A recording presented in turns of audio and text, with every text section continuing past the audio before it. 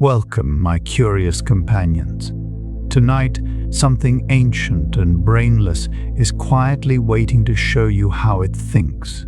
We are going to follow it, slowly, softly, through the real science of life that finds its way without a mind.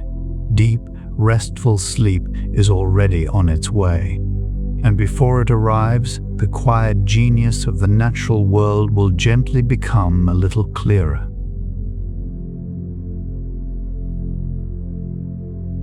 There is a moment, late in the evening, when the room begins to hold you differently.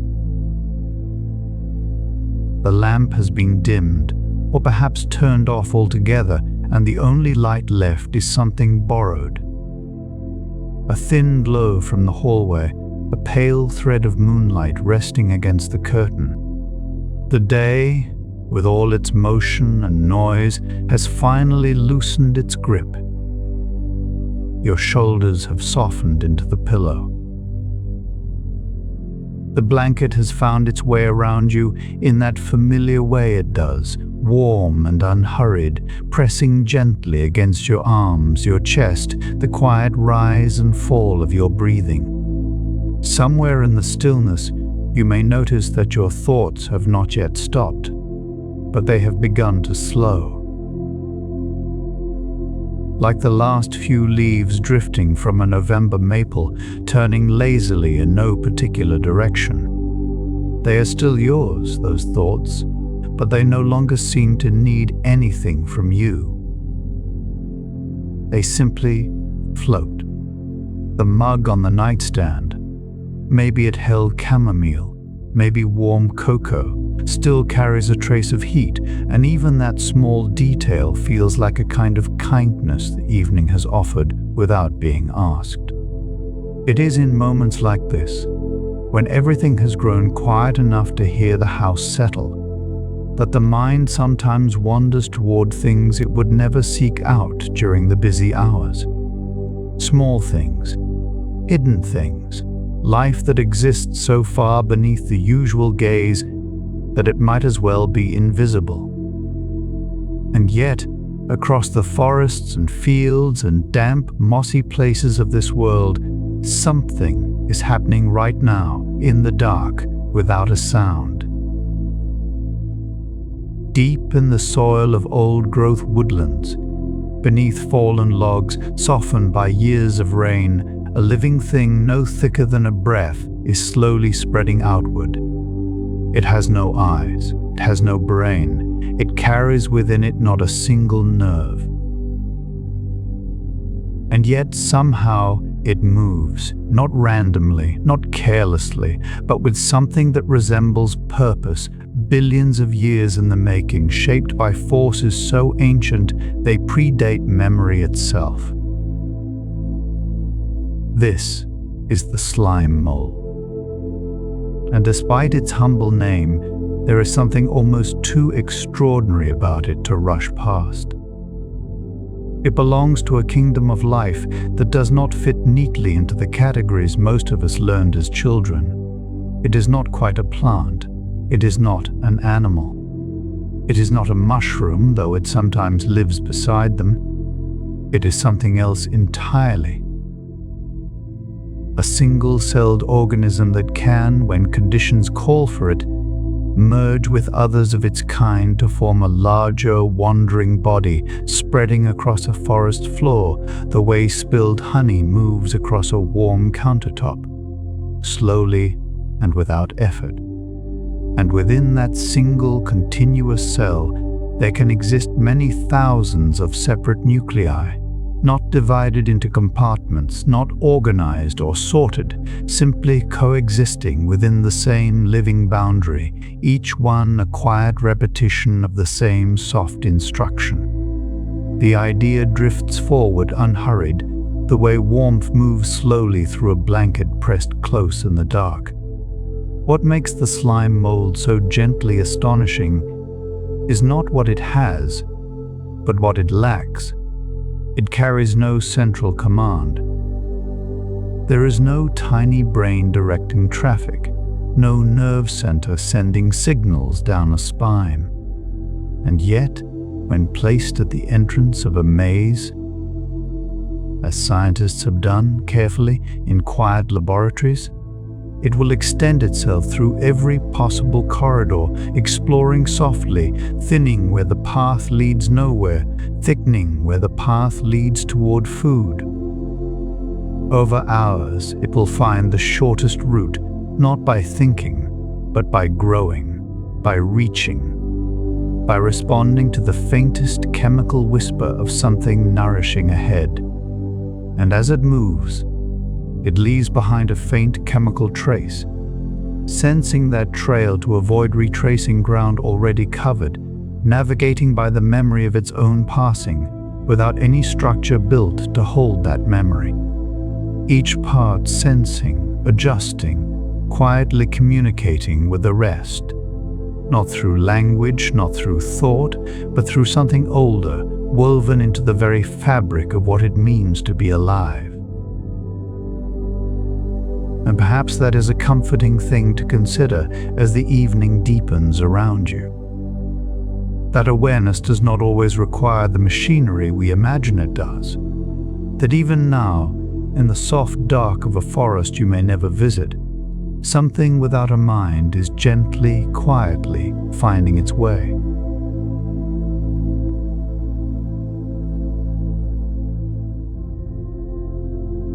There is something almost meditative about the way the slime mold moves, if moving is even the right word for it. It does not walk. It does not swim.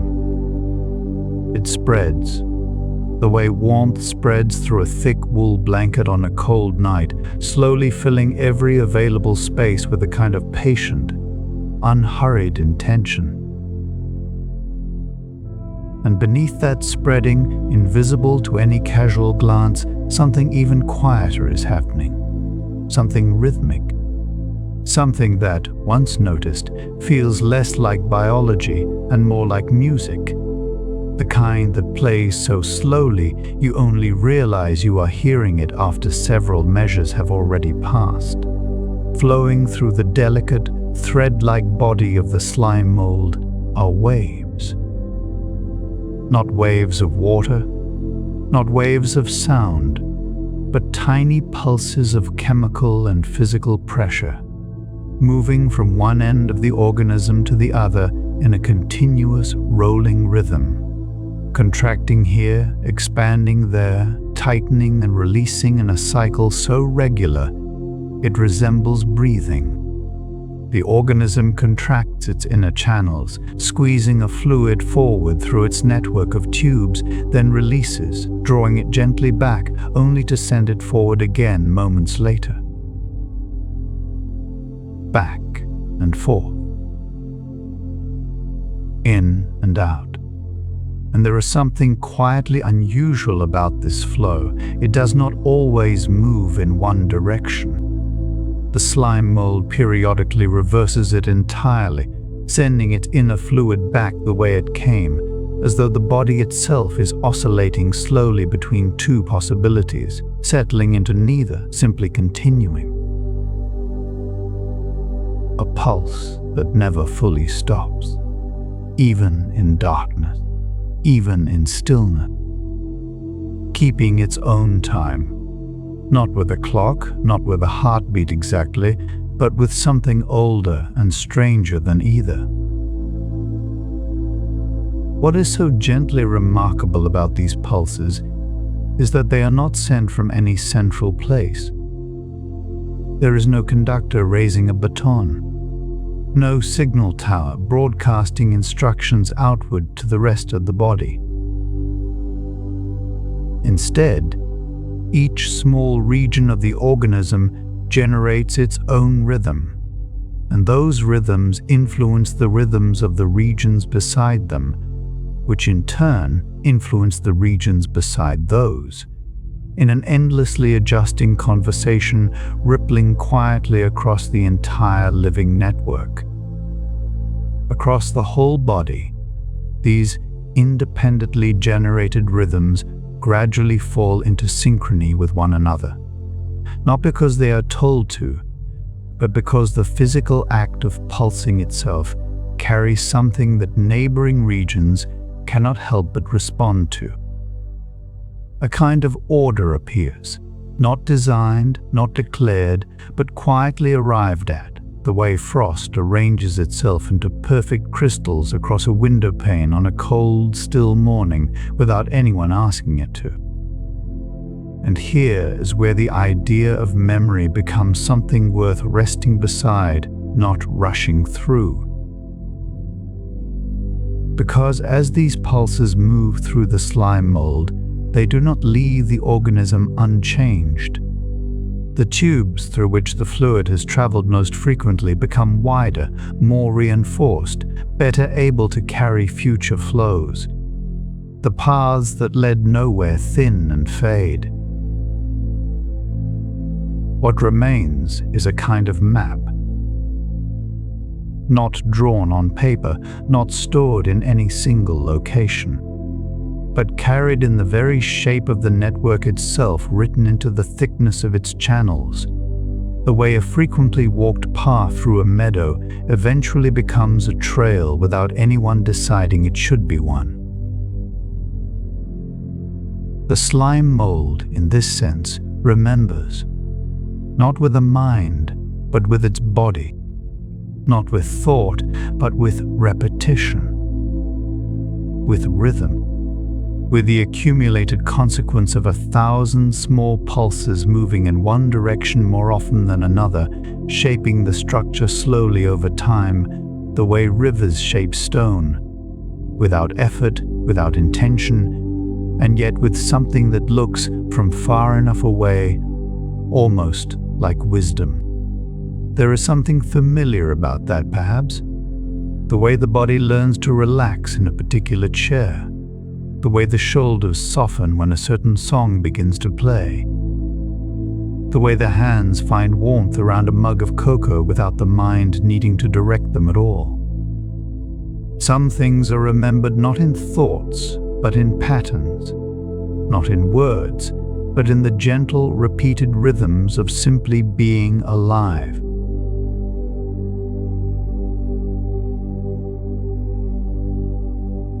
Somewhere in a quiet laboratory, on a surface no larger than a dinner plate, a slime mold was once placed at the entrance of a maze. Not a grand maze, not the kind you might walk through on a cool autumn afternoon with leaves crunching underfoot and warm cider waiting at the finish. A small one, precise and measured, built from walls of transparent material and lit from below with a pale scientific light. At the other end, researchers had placed a small piece of food, an oat, modest and still, the kind of thing that would mean nothing to most living creatures and everything to this one. And then they waited. They waited the way you wait for bread to rise or for snow to begin, with the understanding that what was coming could not be hurried, only observed. And slowly, unhurriedly, the slime mold began to move. It did not pause at the first junction and consider its options. It did not backtrack with any visible frustration, the way a person might when a hallway dead ends unexpectedly. It simply spread outward and inward at once, extending thin exploratory threads in every available direction, filling corridors, reaching corners, pressing gently into every possible space the maze allowed. Some of those threads found walls. They thinned, withdrew, dissolved quietly back into the larger body. Others, moving in the direction of the distant food, encountered the faintest trace of a chemical gradient drifting through the space. An invisible signal, softer than a whisper, barely there at all. And toward that signal, almost imperceptibly, the organism began to thicken, to reinforce, to pour more of its fluid energy into the channels pointing in that direction, while quietly withdrawing from the ones that pointed nowhere useful. No plan was being executed, no map was being consulted. Only pressure and response over and over at a scale almost too small and too slow to believe. And yet, within hours, what remained was a single, efficient, nearly perfect route from one end of the maze to the other. The solution had appeared without being sought. The path had formed without anyone intending to form it. There is something worth resting inside for a moment. The idea that complexity does not always require a designer. That optimization, the kind of elegant efficiency we usually associate with careful planning and deliberate intelligence, can arise from nothing more than simple rules applied continuously, locally, without any awareness of the larger picture being assembled. Each part of the slime mold responds only to what is immediately beside it. More food this way, less resistance that way, the flow stronger here, the signal fading there. And yet, from all those small and local responses, something emerges that looks, from above, like the result of a grand and patient intelligence. When researchers once recreated the layout of certain large transit networks, placing nutrient sources at the positions of major cities across wide geographic areas, the slime mold, given enough time, produced networks that closely mirrored the ones human engineers had spent years designing, not because it understood distance or movement or need, only because the same quiet pressure toward efficiency, applied locally and without direction, arrived gently at the same answer. The thought surfaces softly, and then drifts, the way most thoughts do at this hour. And perhaps that is a gentle thing to carry towards sleep. The sense that not everything requires navigation or intention to find its way. That some of the most intricate and beautiful structures in the natural world assembled themselves in the dark, quietly, without effort, guided only by the softest possible pressures. Like the way the body, when finally given permission to rest, begins to organize its own stillness, slowing the breath, softening the limbs, drawing warmth inward, the way a slime mold draws its energy toward what nourishes it most. No instruction needed, no direction required. Only the quiet, ancient intelligence of a living thing doing what it was, always, gently, meant to do.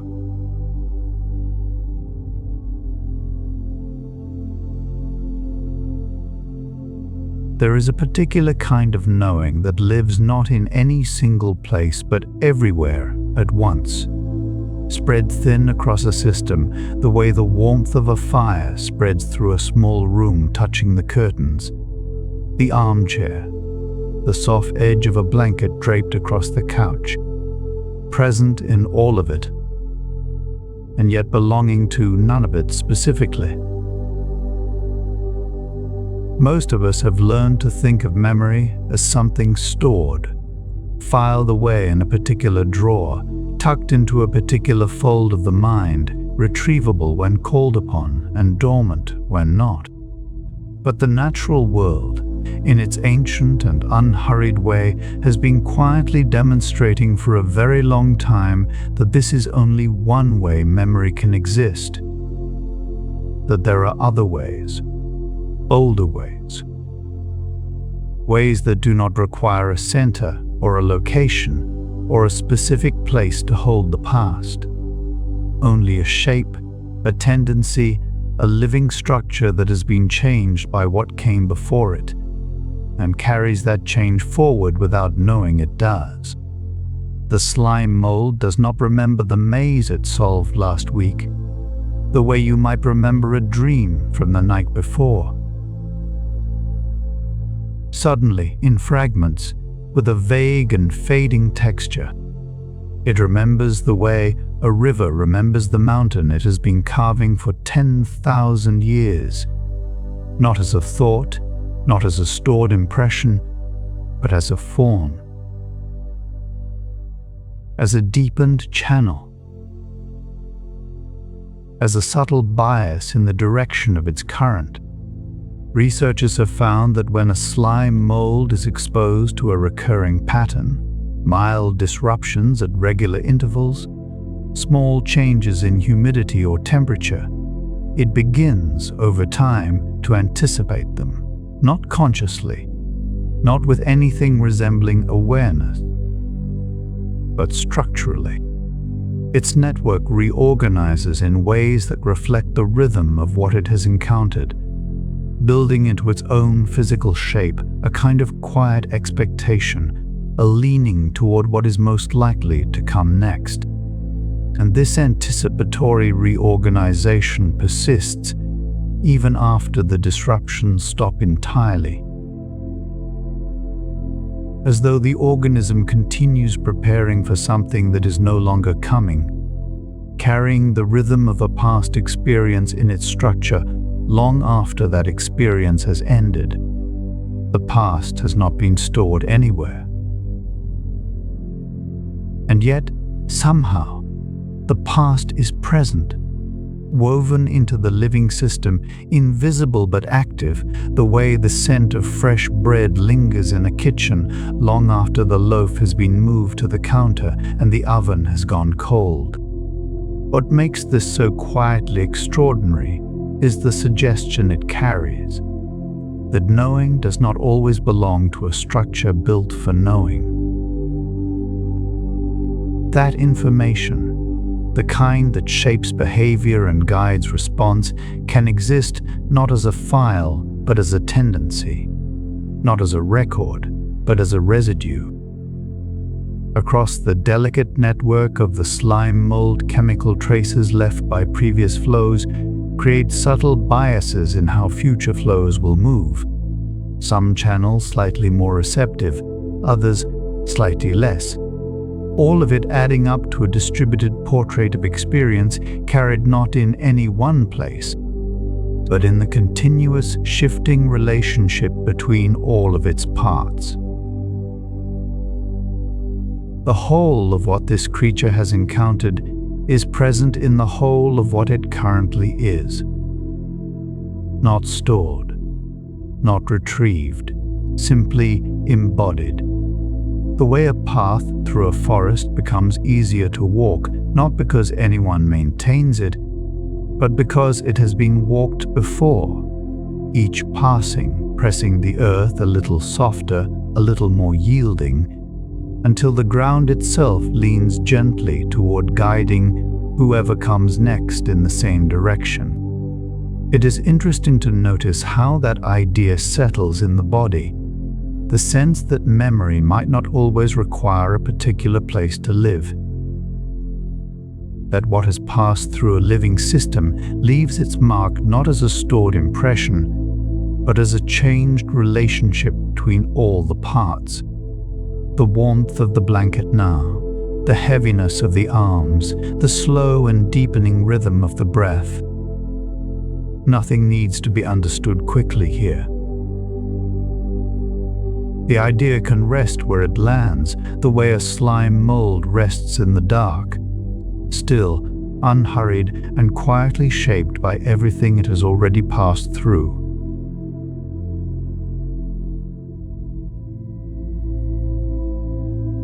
There is a kind of continuity in the natural world that is almost too quiet to notice.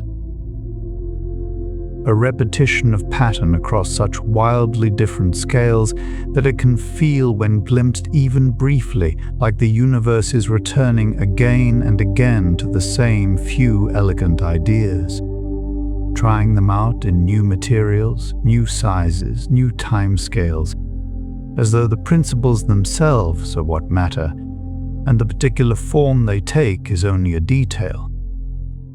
The slime mold, spreading across the dark floor of a forest, is only the most intimate version of something that appears to be happening everywhere, at every scale, in every era of this planet's long and unhurried history. Something so pervasive it might almost be called a preference, a deep structural leaning in the fabric of the natural world toward networks, toward branching, toward the elegant efficiency that arises when flow is simply allowed to find its own way. Look, from high enough above, at a river delta spreading across a coastal plain. Those wide, root-like channels fanning outward toward the sea, carrying water from the mountains through dozens of branching, narrowing streams. The resemblance to a slime mold's network is not accidental, and it is not merely visual. It arises from the same deep logic. Fluid moving through a system, reinforcing the paths that carry it most freely, abandoning the ones that offer too much resistance, gradually producing a structure of extraordinary efficiency that no one designed and nothing directed. The river did not plan its delta any more than the slime mold planned its maze solution. It only flowed over thousands of years following the same simple rules that the slime mold follows over hours, on a scale so vast it required deep time itself to complete carving the land slowly, patiently, into something that looks from the air almost like a living thing reaching quietly toward the water. And the resemblance does not end at rivers. Deep in the soil beneath old-growth forests, fungal networks spread through the dark in patterns that echo the same branching logic, mycorrhizal threads, thinner than a human hair stretching between tree roots across distances that span entire hillsides, carrying sugars and minerals and chemical signals between organisms that could not from the outside appear to be communicating at all. These fungal networks have been found in certain forest soils to preferentially route more resources toward younger or stressed trees, not toward the nearest, not toward the most connected, but toward the one that appears, by some measure not yet fully understood, to need it most. The detail surfaces softly and drifts, like wood smoke thinning into still evening air. Scientists studying these networks have noticed organizational principles within them that seem to mirror in ways still not fully explained the structure of the slime mold's pathways, the river's branching delta, and something else altogether.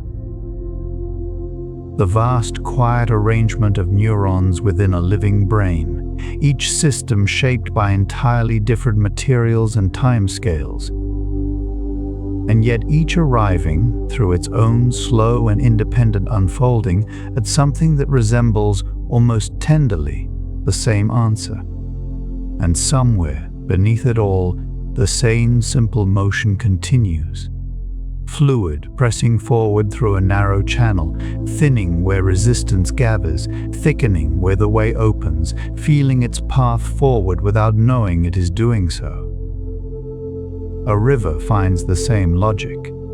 A forest finds it too. Something in the fabric of things seems to return to this again and again across distances and timescales too vast to hold in a single thought. Not by design, not by intention, only by the patient repetition of small movements, meeting whatever lies ahead of them and continuing.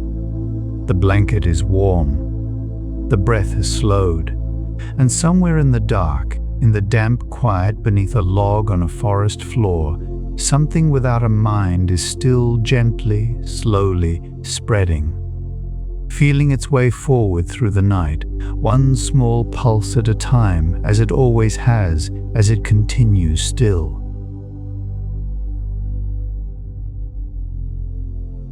If these quiet wanderings have made your evening a little softer, you're always welcome back. Subscribing keeps the lantern lit and helps other weary minds find their way here too. Now let the questions settle. There's nothing left to figure out tonight.